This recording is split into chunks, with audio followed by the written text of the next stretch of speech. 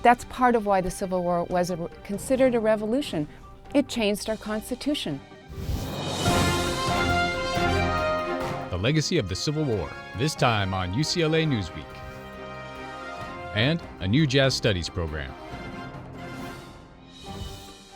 On the anniversary of the United States Civil War, historian Joan Waugh talks about both the uncertainty of the conflict and its lasting effects on the U.S. Constitution.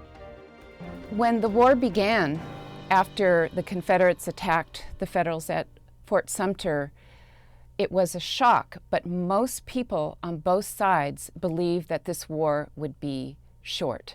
Confederates were not stupid. They had a mobilized population. The white people supported their cause.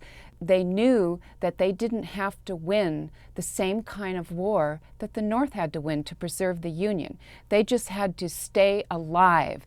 The Confederacy was bigger than Europe, so it was a daunting task that the Union had in terms of its military success. It wasn't preordained at all. There were several times during the war that the South came close to winning. There were several times during the war when the North came close to winning but couldn't close the deal. So all these things that we think were preordained were actually not preordained. The 13th Amendment freeing the slaves, the 14th Amendment guaranteeing citizenship rights to African Americans, the 15th Amendment guaranteeing votes. I mean, that's part of why the Civil War was considered a revolution.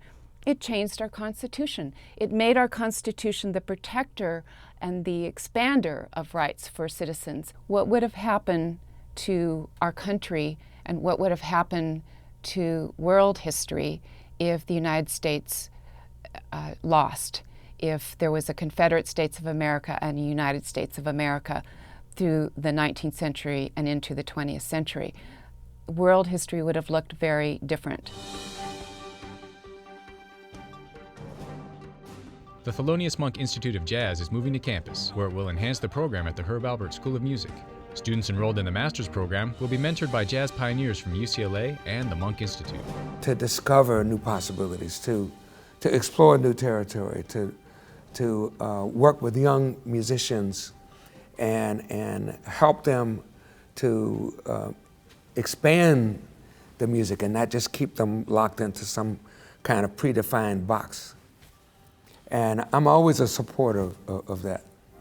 For more on these and other stories, please visit newsroom.ucla.edu and follow us on Twitter @UCLA Broadcast.